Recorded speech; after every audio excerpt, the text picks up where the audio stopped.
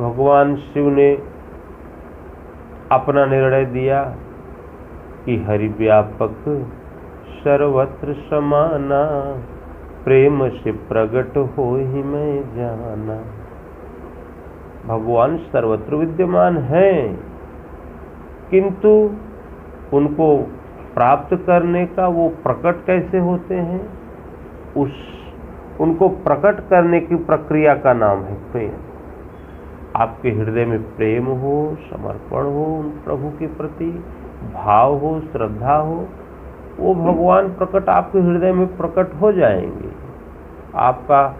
आपको अनुभव प्रदान करने लगेंगे, आपका मार्गदर्शन करने लगेंगे, आपको बताएंगे कि बेटा इस मार्ग से चलना है, वहाँ देखो खतरा है, रुक जाओ, फिर उसके बाद ऐसे करो, ये करो, वो न करो। सब भगवान अनुभव के द्वारा वो प्रसारित करने लगते हैं।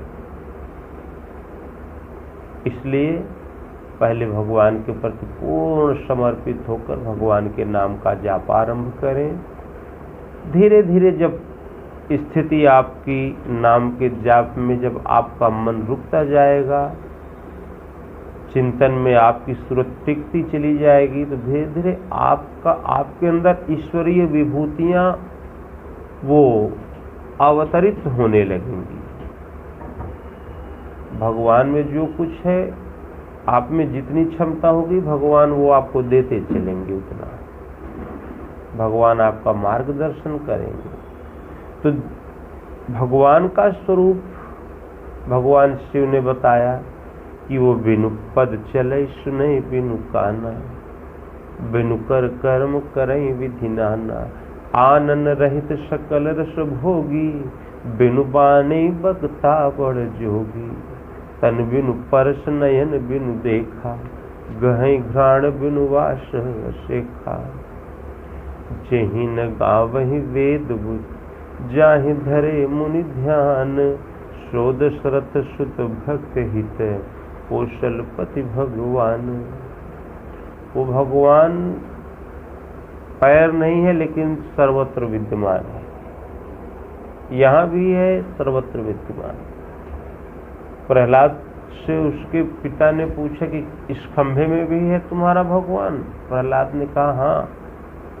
बोले ले तो फिर तेरे भगवान को भी हम बताते। मार दिया गदा, खंभा टूट गया, भगवान उसमें से प्रकट हुए और हिरण्यकश्यप को चीर दिया, भक्त की रक्षा कर दी।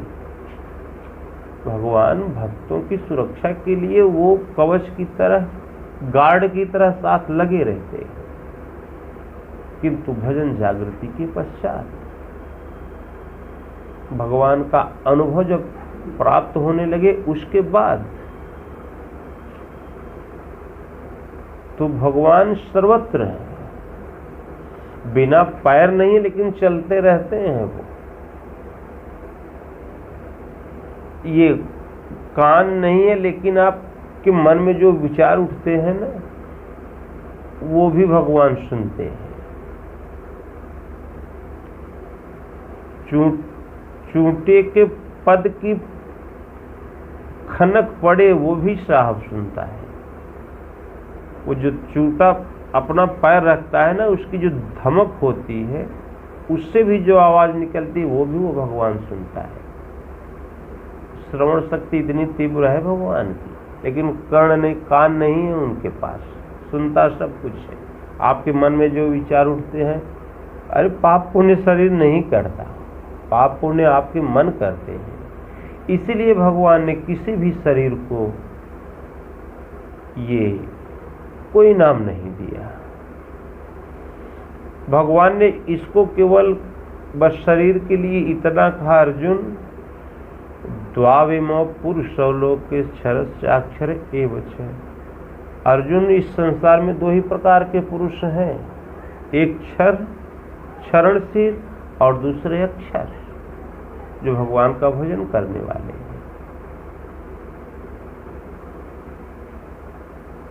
और उनके अंदर जो वृत्तियां होती हैं वो दो, एक देव एक असुर। प्रहलाद भक्त, उसका पिता राक्षस। ध्रुव भक्त, उसका पिता राक्षस। कितनी विडंबना है। ये मन की वृत्तियां हैं। भगवान कृष्ण अवतार, उनके मामा, नात रिश्तेदार सब राक्षसों की कैटेगरी में, चाहे कंस हो, चाहे जरासंध हो, चाहे जो हो, सब वो दानवों राक्षसों की कैटेगरी में थे सब। वही भगवान श्री कृष्ण अवतारी पुरुष हुए। तो ये मन की वृत्तियां दो होती हैं। अरे शरीर में क्या रखा है? भगवान ने शरीर का विभाजन नहीं किया। स्त्री पुरुष का भेद भगवान की दृष्टि में है ही नहीं। भगवान जब शबरी के आश्रम में पहुंचे, माता शबरी ने कहा कि भगवान, अधम से अधम अधममति नारी, तीन महुमय मति मंद अघारी। भगवान, इतनी डिग्रियां हमारे पास, फिर भी आपने दर्शन दिया। पहले तो अधमों से अधम जाति की कोल किरात जाति, उसमें भी अधम नारी, उसमें भी अधम मति मंद, एक अक्षर से भेंट नहीं। फिर भी आपने इतनी डिग्रियों से हम विभूषित हैं, फिर भी आपने हमको दर्शन दिया। भगवान ने कहा, कहे रघुपति सुन भामिनी बाता, मानहु एक भक्ति कर नाता। बोले माता, ये डिग्रियों से हमको मतलब नहीं है। तुमको इस समाज ने कितनी डिग्रियां दे दी, हमारा तो केवल भक्ति का रिश्ता होता है। मानहु एक भक्ति करना था, बस हमारा तुम्हारा वही रिश्ता है। तो इसलिए भगवान से केवल भक्ति का ही नाता होता है। लक्ष्मण ने पूछा भगवान श्री राम से, बोले भगवान, संसार में सुख का स्रोत क्या है? भगवान ने कहा, भक्ति। भक्ति तात अनुपम सुख मूला। ये अनुपम सुख की ये मूल है। अगर सुख तुमको चाहिए तो भगवान की भक्ति करना ही पड़ेगा। लक्ष्मण ने हाथ जोड़े, बोले भैया तुरंत प्रदान कर दें। तो बोले कि नहीं लक्ष्मण, ऐसे नहीं मिलता। मिले ही जो संत हो ही अनुकूला। पहले कोई संत हो, वो तुम्हारी सेवा से, तुम्हारे भाव से, तुम्हारे समर्पण से वो प्रसन्न हो, तुम्हारे अनुकूल हो। केवल मिलना ही पर्याप्त नहीं है, वो तुम्हारे अनुकूल हो, तभी वो भक्ति तुम्हें प्राप्त हो सकती है, अन्यथा नहीं। भगवान श्री कृष्ण ने कहा कि अर्जुन, तद्विधि प्रणिपातेन परिप्रश्नेन सेवया उपदेक्षन्ति ते ज्ञानम ज्ञानिनः तत्वदर्शिनः। अर्जुन, किसी तत्वदर्शी महापुरुष की शरण में जाओ, निष्कपट भाव से उनकी सेवा करो, उनसे प्रश्न करो और उनसे उस ज्ञान को प्राप्त करो। और भैया कोई उपाय है नहीं। तो इसलिए आपको जो पर लोक यहाँ सुख चहु, सुनि मम बचन हृदय दृढ़ गहु। सुलभ सुखद मार्गु यह भाई, भक्ति मोरी पुराण श्रुति गाई। आपको जो भी आवश्यकता है, भगवान कहते हैं त्रय विद्या माम सोम पाह पूत पापा, यज्ञ ऋष्वा स्वर्ग गतिम प्रार्थयन्ते, ते पुण्य मा साध्य सुरेंद्र लोकम, अश्नन्ति दिव्यान दिव्य देव भगवान। लोग मुझे भजकर स्वर्ग तक की कामना करते हैं, उनके पुण्य के फल स्वरूप उन्हें विशाल स्वर्गलोक में देता हूं, उसका भोग करते हैं। किंतु क्षीणे पुण्य मृत्यु लोकम विशन्ति, जहां पुण्य क्षीण हुआ वे पुनः मृत्यु लोक में आ जाते हैं।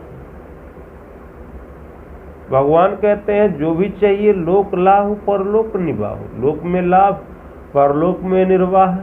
ये भैया हमारे क्षेत्र की वस्तु है, ये दोनों चाहिए तो हमारे पास आना पड़ेगा आपको। जो भी आपको आवश्यकता है, जो परलोक यहाँ सुख चहु, सुनि मम वचन हृदय दृढ़ गहु, सुलभ सुखद मार्ग यह भाई, भक्ति मोरी पुराण स्तुति गाई। भगवान राम की चारों तरफ पूरी सभा भरी हुई थी, इधर भी भाई लोग खड़े थे, इधर माता सीता खड़ी थी, इधर सब मित्रगण सेवक खड़े थे। भगवान ने किसी का नाम नहीं लिया, बोले भैया जो भी आवश्यकता हो हमारा भजन करो, हमारे नाम का जाप करो, सब मिल जाएगा। तो इसलिए भगवान शिव ने अपना जब निर्णय दिया तो शोकुल धन्य माँ सुनु, जगत पूज्य सुपुनीत, श्री रघुवीर परायण, जहि नर उपज विनीत। हे पार्वती, वो सारा कुल कृतार्थ है, सो कुल धन्य उमा सुन, वो पूरा कुल भाग्यवान है, जगत में पूजनीय है। कौन? श्री रघुवीर परायण, जहि नर उपज विनीत, जिनका कि मन भगवान श्री राम के चरणों में, जिनका प्रेम जागृत हो गया हो। इसलिए पूजा एक परमात्मा की, भजन एक भगवान का, प्रभु श्री राम का। और गोस्वामी तुलसीदास जी ने भी यही निर्णय दिया। गोस्वामी तुलसीदास जी ने कहा कि देखो भैया, हमने बहुत दौड़ भाग किया अपने जीवन में, कवनि जोनि जन्मे जहाँ नाही। गरुड़ जी को मोह हो गया था ना, तो काकभूषणी महाराज जी उनको अपना बता रहे थे जीवनी। तो बोले भैया कौन? गरुड़ महाराज बोले जब आप इतने सामर्थ्यवान है तो ये काला कलूटा कौवे का रूप क्यों धारण कर लिया है? कोई बढ़िया शरीर क्यों नहीं धारण कर लेते? काकभूषणी महाराज ने कहा भैया कवन ज्योनि जन्मे जहाँ नाही, मैं 1000 जन्म भोगने के बाद यहाँ आया हूँ। गरुड़ जी बोले 1000 जन्म आपको कैसे मिल गया? आप इतने विद्वान, इतने ज्ञानवान। अब बोले मत पूछो भैया, वही जो तुम्हारी गति थी वही हमारी भी गति थी। वो मोहग्रस्त हो गए थे गरुड़ जी ने भगवान की लीला को देखकर। पहुंच गए अयोध्या भगवान के बाल रूपा दर्शन करने। वहां देखा कि एक साधारण बच्चे की तरह भगवान कोई वस्तु खेलने वाली सामने से हट जाए तो लगे रोने, पांव पीटना शुरू कर दें। कोई डराने वाली चीज आगे पड़ जाए तो रोते हुए भाग जाए।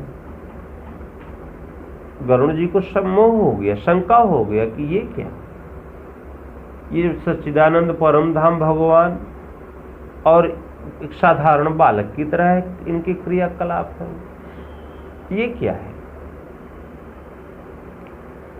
तो वो वहां से गए विधाता के पास। ब्रह्मा ने कहा कि भैया देखो, ये जो तुम लेकर आए हो हमारे पास में, इसका समाधान हमारे पास नहीं। ये माया ने अमित बार जही मोहि न चावा, मैं भी इसके चक्कर में पड़ गया हूँ। तुम भगवान शिव के पास जाओ, वो तुम्हारी शंका का समाधान कर देंगे।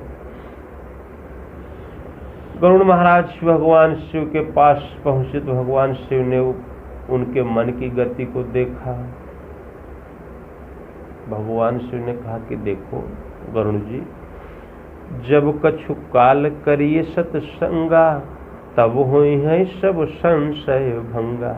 तुम्हारे हृदय में जो संशय है वो इतनी जल्दी नहीं जाएगा, उसकी दवा लंबी चलेगी, कुछ समय तक तुम्हें सत्संग करना पड़ेगा। तो बोले भगवान आपसे बढ़िया संत कौन, महापुरुष कहाँ हमको मिलेगा? बोले यार हमारे पास समय नहीं है, हम किसी काम से जा रहे हैं, देखो तुम चले जाओ नीलगिरी पर्वत, वहाँ बहुत ही सुशील महापुरुष काकभूषुंडी महाराज रहते हैं, तुम उनके पास जाओ, वो तुम्हारी शंका का समाधान कर देंगे। अब वो गरुड़ जी पहुंच गए नीलगिरी पर्वत पर। आश्रम में पहुंचते ही उनकी शंका का समाधान हो गया। जब काकभूषुंडी महाराज से भेंट हुई तो लगे प्रश्न करने। फिर काकभूषुंडी महाराज ने कुछ समय तक उनको सत्संग बताया, राम कथा सुनाई, तब जाकर उनका संदेह भ्रम समाप्त हुआ। तो गरुड़ महाराज बोले, भगवान जब आप इतने सामर्थ्यवान हैं तो ये रूप क्यों धारण कर लिया है, कोई बढ़िया स्वरूप धारण कर लेते। काकभूषुंडी महाराज ने कहा कि भैया कवन जोनि जन्म जहाँ नाही, मैं खगेश भ्रमि भ्रमि जग माही, देखूं सब करि कर्म गोसाई, सुखिन भयहूँ अबहीं की नाई। कौन सी ऐसी जोनि है जिसमें मैं नहीं, हमने जन्म न पाया। भगवान शिव की कृपा से, भगवान शिव का ही श्राप था। बोले भगवान शिव ने कैसे आपको श्राप दिया? बोले यही जो गति तुम्हारी रही भैया वही हमारी भी थी। शूद्र तन में हमने जन्म लिया अयोध्या में, शूद्र परिवार में। वहां की स्थिति देखा तो हमको बड़ा कष्ट हुआ। वहां वो उस समय कलयुग चल रहा था, कलयुग का समय था और अयोध्या में हमारा जन्म हुआ। और वहां की स्थिति हमने देखा तो जाके नखेर जटा विशाला, सोईता पश प्रसिद्ध कली काला, जो कछु झूठ मसखरी जाना, पंडित सोई गुणवंत बखाना। बड़ा सब उल्टा पुल्टा व्यवस्था। तो मैं वहां से छोड़कर उज्जैन चला गया। उज्जैन गया, वहां कुछ संपत्ति इकट्ठा किया और भगवान शिव की आराधना करने लगा। बोले भगवान शिव की आराधना तो मैं शुरू से ही करता था, लेकिन उनके अतिरिक्त और जो थे उनका मैं विरोध भी किया करता था। और उज्जैन जाने के बाद वहां भगवान शिव की आराधना करने लगा। कुछ संपत्ति जब हमें प्राप्त हुई उसके बाद, और फिर भगवान शिव ने कृपा करके एक ब्राह्मण वहां थे जो भगवान शिव के अनन्य भक्त थे। उन्हें और कोई काम नहीं था, बस केवल दिन भर भगवान शिव का भजन करना। और वो इतने विनम्र थे, इतने बड़े महात्मा थे, महापुरुष थे कि वो शिव को भी, शिव जी का भी भजन किया करते थे और भगवान हरि को भी मानते थे। उनके अंदर ये नहीं था कि शिव को ही माने और दूसरे का विरोध करें। वो सबको एक ही दृष्टि से देखा करते थे, भजन भगवान शिव की किया करते थे। लेकिन मैं उग्र बुद्धि और दंभ विशाला, उग्र बुद्धि थी, दंभ भी भरा हुआ था। और कुछ दिन हमने देखा मैं भगवान शिव को ही मानता था और दूसरे का मैं विरोध करता था। तो धीरे धीरे भगवान शिव के नाम का जाप उन महात्मा ने हमें बताया, विधि बताई, सब उपदेश दिया, एकदम हमको फिट कर दिया, सब सिखा पढ़ाकर।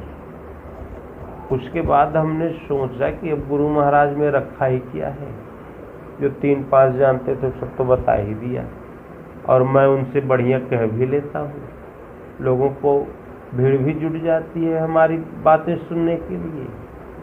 गुरु महाराज के पास तो कोई जाता भी नहीं। अब वो अपने को बड़े महात्मा समझने लगे, काकभूषुंडी महाराज। गुरु जी का लेवल नीचे चला गया। तो बोले यार एक बार शिव मंदिर जपत रहूं शिव नाम, गुरु आयऊं अभिमान बस उठ नहीं कीन्हूं प्रणाम। एक बार भगवान शिव के मंदिर में मैं बैठकर भगवान शिव के नाम का जाप कर रहा था, जपत रहूं शिव नाम। इतने में हमारे गुरु महाराज आ गए वहां पर मंदिर में, और मैं अभिमानवश उठ के उन्हें प्रणाम नहीं किया। अब हमारे दृष्टि में गुरु महाराज का लेवल जो कम हो गया था, तो हम क्यों प्रणाम करें, उससे ज्यादा तो हम ही जानते हैं।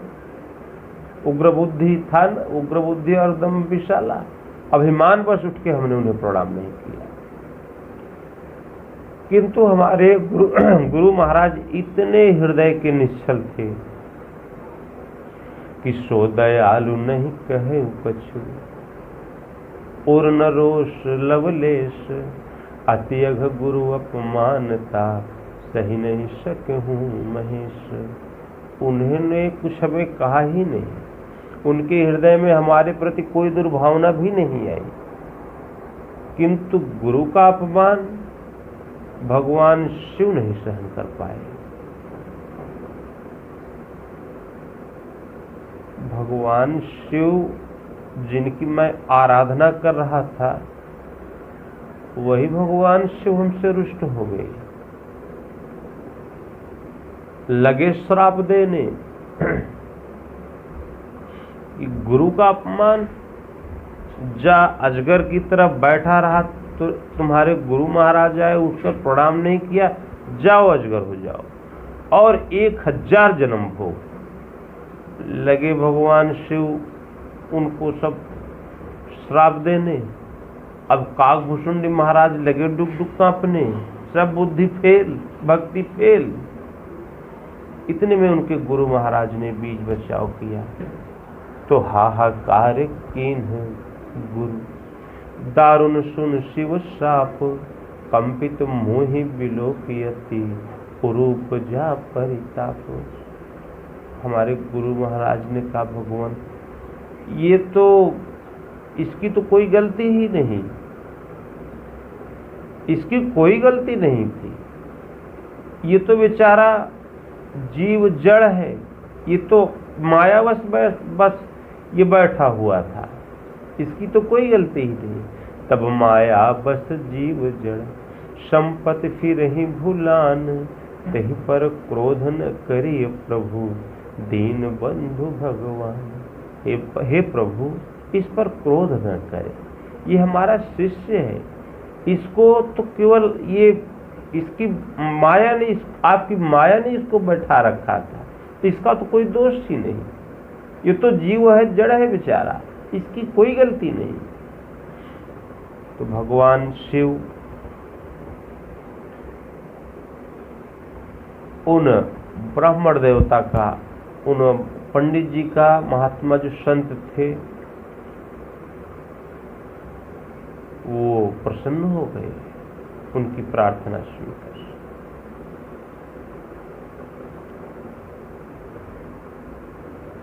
फिर बोले पंडित जी तुम वर मांगो, इसको छोड़ो, ससुरा सही नहीं है, कपटी। तुम मांगो, क्या वर मांगते हो, तुम्हारी प्रार्थना से हम प्रसन्न है। भगवान शिव ऐसे हैं ना, इतने भोले हैं कि कोई प्रार्थना कर दे तो तुरंत प्रसन्न हो जाते। रावण ने कितनी बार प्रार्थना केवल बोल दिया, एक जब गृह प्रवेश होने लगा लंका का, जो महल भगवान शिव का था ना, बुलाए गए रावण महाराज। अब उन्होंने कोई पूजा नहीं कराई, बस भगवान शिव की प्रार्थना शुरू कर दिया। जटाटवी गल ज्वल प्रवाह पावित स्थले, गले व लंबे लंबिता भुजंग धुंग मालिका, डमट डमट डमट दमन निनाद वड्डमरवयम, चकार चंड तांडव तनो तुनः शिव शिवम। बस उतने में ही बोले यार तुम्हें तो इतनी बढ़िया प्रार्थना किया, तुमको तो मुंह मांगा दक्षिणा देना चाहिए, बोलो क्या मांगते हो। रावण ने कहा कि महाराज भगवान यही महल ही दे देते हमको। बोले ले लो यार, जाओ, तुम्हारी प्रार्थना से हम प्रसन्न हुए। फिर कैलाश लौट गए। एक भस्मासुर था, उसको भी दे दिया, जिस पर हाथ रखे वो स्वाहा हो जाए। इतने भोले। 3 लोग बस्ती में बसाए, आप बसे वीराने में। लेकिन छोटी सी भूल पर, गुरु के अपमान के कारण काकभूषुंडी महाराज के ऊपर कोप गए भगवान। बोले गुरु का अपमान कर दिया तूने। तो पंडित जी ने प्रार्थना शुरू की, और जानते थे ना भगवान शिव की वो उन्हें प्रसन्न कैसे किया जाता है। पंडित जी भी हाथ जोड़कर लगे प्रार्थना करने। नमामि शमीशान निर्वाण रूपम विभुम व्यापकम ब्रह्म वेद स्वरूपम अजम निर्गुणम निर्विकल्पम निरीहम चिदाकाशमाकाश वासम भजेहम। लगे प्रार्थना करने। भगवान शिव प्रसन्न हो गए। बोले यार प्रार्थना बढ़िया सुनाया, बताओ क्या चाहिए, बोलो क्या चाहिए। बोले भगवान अगर आप प्रसन्न ही हैं तो फिर पहले तो इसका जो ये सब दिया है आपने, जो सब इसको दे डाला है, पहले उसको आप समाप्त करें। इस बेचारे को, हमारे चिलवा को बचा लो, फिर हमको कुछ दो दें आप। भगवान शिव ने कहा यार अब तो हमने इसको दे ही दिया, ये 1000 जन्म तो पाएगा, लेकिन अब तुम सोर्स लगा रहे हो इसके लिए, तो फिर जाओ एक आशीर्वाद इसको हम और देते हैं कि जन्मत मरत दुसह दुख होई, तो तेहि स्वल्पव नहीं व्यापहि सोई। जो जन्म लेते और मरते जो असह्य कष्ट होता है वो इसको नहीं होगा, और जो राम की भक्ति आपने इसको प्रदान किया वो किसी जन्म में नहीं ये भूलेगा, वो इसको याद स्मरण इसका रहेगा। जो आपने भगवान की भक्ति दी है, ये किसी भी योनि में वो भक्ति ये भूलेगा नहीं, वो सदैव इसके साथ रहेगी, इसके स्मरण में वो विद्यमान रहेगी। तो फिर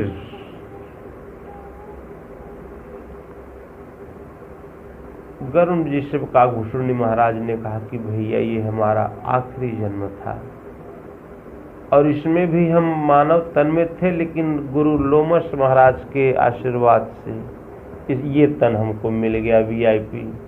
यहाँ से उठो तो अपना अवध पहुँच जाओ, वहाँ से उड़ो अपना नीलोगिरी चले आओ, न काटा खूटी न एक्सीडेंट, कोई चिंता नहीं। ये हमारा बढ़िया व्यवस्था कर दिया हमारे गुरुदेव लोमस महाराज ने। तो ये माया सबको इसने ठगा। विश्वामित्र को 3 बार पटका, श्रृंगी ऋषि को भी पटक दिया,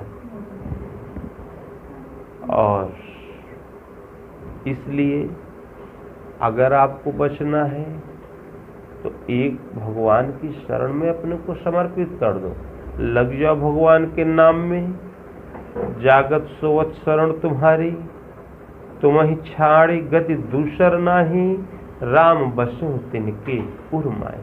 भगवान कहते हैं कि मैं उनके हृदय में बसा करता हूँ, इसलिए खूब नाम के जाप करो, जितना हो सके खूब ओम ओम जपो, राम राम जपो। बहुत कथा सुनने से तो कुछ होता नहीं।